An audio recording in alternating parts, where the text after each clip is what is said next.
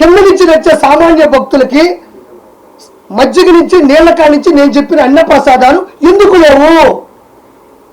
లడ్డూలో జంతు కొవ్వు కలిపారా లేదా అన్నది శాంపిల్స్ ఇస్తే ల్యాబ్ టెస్ట్లో బయటపడింది. దీన్ని ఎందుకు ఇప్పుడు బలంగా నమ్ముతున్నారంటే ల్యాబ్ టెస్ట్లని ఒకటి నమ్మాలా, ఆంధ్రప్రదేశ్ తెలంగాణలో ల్యాబ్ టెస్టులు అంటే ఏదో రాజకీయం జరిగింది అనుకోవచ్చు. మన రాష్ట్రం కాదు ఇది. గుజరాత్లో ఉండే ఫుడ్కు సంబంధించినటువంటి ఒక యూనివర్సిటీకి సంబంధించినటువంటి ఒక అతిపెద్ద ల్యాబ్లో, మన ఇండియాలోనే బెస్ట్ ల్యాబ్లో ఈ లడ్డూని తీసుకెళ్ళి, అంటే ఇప్పుడు కూడా కొనసాగుతున్నాయి కదా. చంద్రబాబు నాయుడు గారికి 30 రోజుల్లో ఎంత ఉంది, పింఛన్ల సమస్య ఉంది, ఇంకోటి ఉంది, లక్షల కోట్ల లాస్ ఉంది మొత్తం ఖజానా. కాబట్టి ఒక్కొక్కటి ప్రక్షాళన చేసుకుంటూ రావాలి తప్ప తిరుమల కొండ అనేది సపరేట్ ఒక ప్రపంచం. దాన్ని ఒక్కసారిగా ప్రక్షాళన చేయడం కష్టం. అలాంటి విధానాల్లో రీసెంట్గా జూలై 17 తారీఖు ఆ దరిదాపుల్లో అసలు లడ్డు ఎందుకు ఇలా కేవలంగా ఉంది, లడ్డు ఎందుకు ఇంత విడిపోతుంది, లడ్డు ఎందుకు బ్లాస్ట్ అయిపోయింది, లడ్డు అంటే పెడితే పేలిపోయేది. మనం చెప్తాం కదా మైనింగుల్లో రాళ్ళల్లో ఏదో పెడితే పేలిపోతుంది చూసారా, అట్లా పేలిపోయేది. ఎందుకంటే అది డౌట్ వచ్చి చూస్తే ఆ టెండర్లో ఉండేటువంటి ఏ వ్యక్తులు అయితే ఉన్నారో ఒక 5 మందిలో ఎక్కడి నుంచి ఏది ప్రాబ్లం వస్తుందని చూస్తే చిన్న ఆచూకీ దొరికింది, నెయ్యి ఘీ.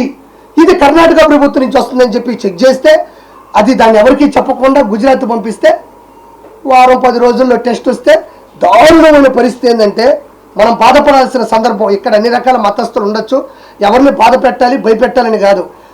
మన మతాల్ని మనం ప్రేమించాలి, ఎదుటి మతాల్ని మనం గౌరవించాలి.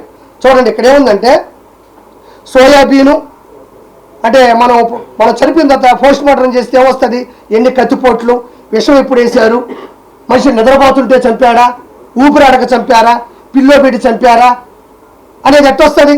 మనిషి చనిపోయిన తర్వాత post mortem report government hospital ఎట్టిస్తారో ఇది తిరుమలకు సంబంధించినటువంటి పోస్ట్ మార్టం రిపోర్ట్. ఒకసారి విందాం.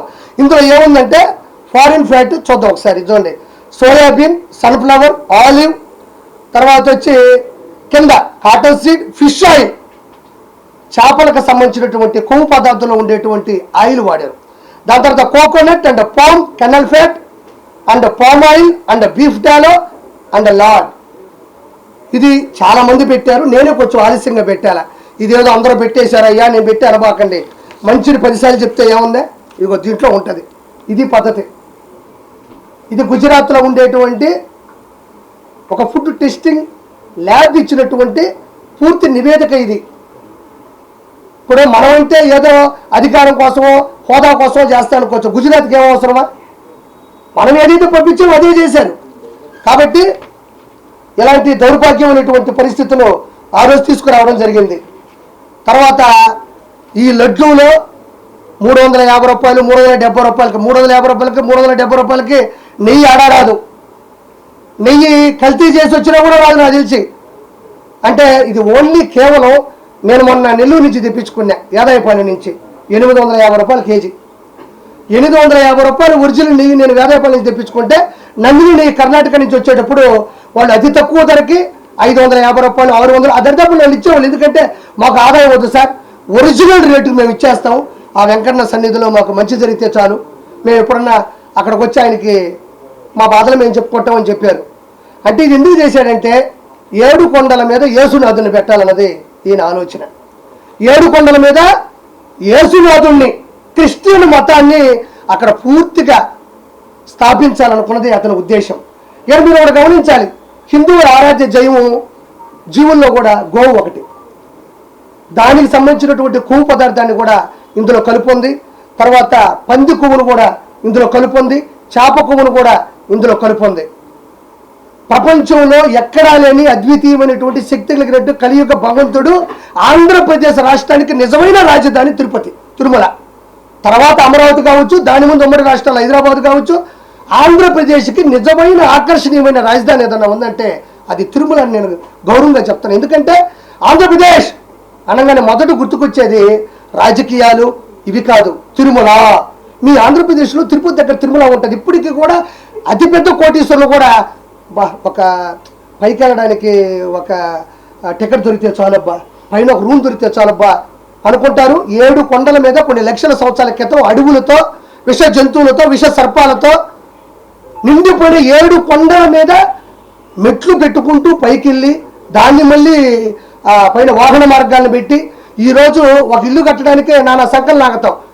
అలాంటిది 7 కొండల మీద వెలిసినటువంటి వెంకటేశ్వర స్వామికి ఇంత ప్రత్యేకత ఆకర్షణ ఎందుకున్నంటే 7 కొండల మీద, ఒక కొండ 2 కొండలు కాదు, విపరీతమైనటువంటి ఎత్తు, విపరీతమైనటువంటి శేషాచల అడవులు, విపరీతమైనటువంటి విష జంతువులు, వాటి మధ్యన కూడా పైన నిలబడి అక్కడ స్వామి నిలబడ్డాడు. కాబట్టి దీనికి ప్రత్యేకమైన గౌరవం ఈ ప్రపంచంలో దక్కింది.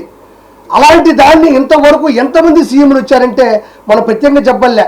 నీలం సంజీవ్ రెడ్డి గారు, దామోదర్ సంజయ్ గారు, దామోదర్ టి అంజయ్ గారు, తర్వాత కాసు బ్రహ్మానంద రెడ్డి గారు, కోట్ల విజయభాస్కర్ గారు, నేదురుమల్లి జనార్దన్ రెడ్డి గారు, ఎన్టీ రామారావు గారు, నాదేండ్ల భాస్కర్రావు గారు, కిరణ్ కుమార్ రెడ్డి గారు, చంద్రబాబు నాయుడు గారు, వైఎస్ రాజశేఖర రెడ్డి గారు, ఎంతోమంది, జలగం వెంకటరావు గారు, పివి నరసింహారావు గారు, ఎంతోమంది చీఫ్ మినిస్టర్లు ఎవరు వచ్చినా రాజకీయాల్లో పథకాల్లో ఏమైనా ఇబ్బందులు ఉండొచ్చు, ఏమైనా ఇంకేదన్నా ప్రాబ్లమ్స్ ఉండి ఓడిపోయిన ఉండే గెలిచి ఉన్నారు. కానీ తిరుమల తిరుపతి దేవస్థానానికి జోలికి వెళ్ళినోడు ఈ ప్రపంచంలో మన ఆంధ్రప్రదేశ్ సీఎంలు అయితే ఎవరూ లేరు. ఈ దౌర్భాగ్యుడు, ఈ అధముడు, ఈ దొంగ ఈరోజు హిందువుల యొక్క మనోభావాల్ని, హిందువుల యొక్క ఆరాధ్య కలియుగ దైవాన్ని ఇబ్బంది పెట్టాడు. నేను చాలా సమస్యలు చెప్పా, 1 కాదు, 2 కాదు, 3 కాదు. ఈరోజు గుజరాత్ నుంచి వచ్చి లడ్డూల శాంపుల్ చూసి జనాలు నమ్మట్లేదమ్మా. ఎందుకు నమ్ముతున్నారంటే ఎంతో ముందు జరిగిన పరిస్థితులు ఉన్నాయి. ఏది ఫ్రీ దర్శనాన్ని ఇబ్బంది పెట్టడం, అన్నదానం నాశరికం చేయడం. ఆడవాళ్ళు దేవుడి దగ్గరికి వెళ్తుంటే మీరు నమ్మరు, బాహుబలి సినిమా చూసారా? ఇట పట్టుకొని ఇలా లాగి ఇట అంటే ఆవిడ చేయి కట్ చేస్తుంది.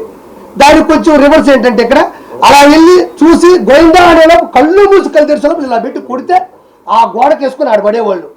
ఇలా చూసి గోడే లోపల విందాని అక్కడ అనేవాళ్ళు.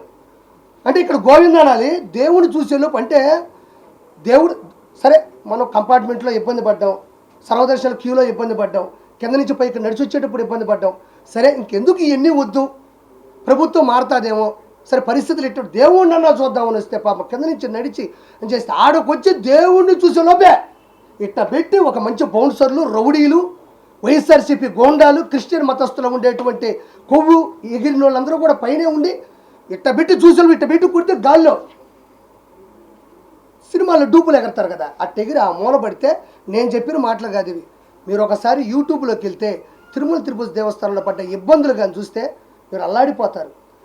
లడ్డు ఎంత సైజు ఉండాలో ఆ సైజు ఉండేది కాదు. పొరపాటును ఎవడైనా అడిగాడా అంటే మీకు తెలియదమ్మా, తిరుమలలో కూడా ఒక జైలు ఉంటుంది, అది మనకి ఎవరికి కనపడదు. ఆడకెళ్ళి కుక్కను కొట్టిన కొడతారు. ఎవ్వరు ఏది అడిగినా సరే ఇమ్మీడియట్లీ వాళ్ళ కస్టమర్ కాలనీ వెళ్ళిపోద్ది. ఇక్కడ లడ్డు అడిగాడు సార్, ఇక్కడ అన్నం బాగాలేదన్నాడు సార్, కొండ మీద అది లేదన్నాడు సార్, ఇది లేదన్నాడు సార్ అంటే కుక్కను కొట్టిన కొడతారని చాలామంది కూడా యూట్యూబ్లో కూడా వాళ్ళ ప్రైవేట్ ఛానల్లో పెడితే చిన్న చిన్న యూట్యూబ్ ఛానల్ కూడా కోట్ల మంది చూశారు తిరుమలలో ఇలా ఉంటుందా అని. ఒక రాష్ట్రం, 2 రాష్ట్రాలు, 3 రాష్ట్రాలు, అన్ని రాష్ట్రాల్లో కూడా దీని మీద గొడవ జరిగింది. ఈరోజు దేవుడి దయ వల్ల వెంకటేశ్వర స్వామి ఆయన కాపాడుకోవడం కోసం కేవలం తిరుమలలో అన్ని విధానాలతో పాటు లడ్డుకు సంబంధించిన విధానాన్ని కూడా ఈరోజు తెలియడం, ఈరోజు కర్ణాటక కానించి, మహారాష్ట్ర కానించి, పూణే కానించి, ఢిల్లీ కానించి, ఆంధ్రప్రదేశ్ కానించి ఎక్కడ పెట్టినా దీని గురించి హిందూ మతస్థులంతా గొడవలు పెట్టుకుంటున్నారు. కేవలం ఏంటంటే ఆయన క్రిస్టియనిజం బతకాలా, 7 కొండల మీద వెంకటేశ్వర స్వామి ఉండకూడదు, ఇదేదో భలే ఉంది, క్రిస్టియనిజంను పెంచాలంటే 7 కొండల మీద మన దేవుడిని కూడా ఈ మధ్యన చూస్తున్నారు మీరు. హిందువులు దేవాలయాల్లాగే దేవాలయాల్లో జీసస్ను పెట్టడం, ఆయన మీద శ్లోకాలు రాయడం, పాటలు పాడడం, కోలాటాలు చేయడం చూస్తున్నారు ఈ మధ్యన మీరు. హిందూ దేవాలయాల పోలికతో జీసస్ కూడా అవే చేస్తున్నారు. ఆయన నేను తప్పు అనడంలే, అంటే ఇది ఇంకా పెట్టలేకపోతుంది. హిందువులు చాలా బలంగా ఉన్నారు, మనం కూడా ఏం చేయాలంటే మన దోవలో వస్తున్నారు వాళ్ళు.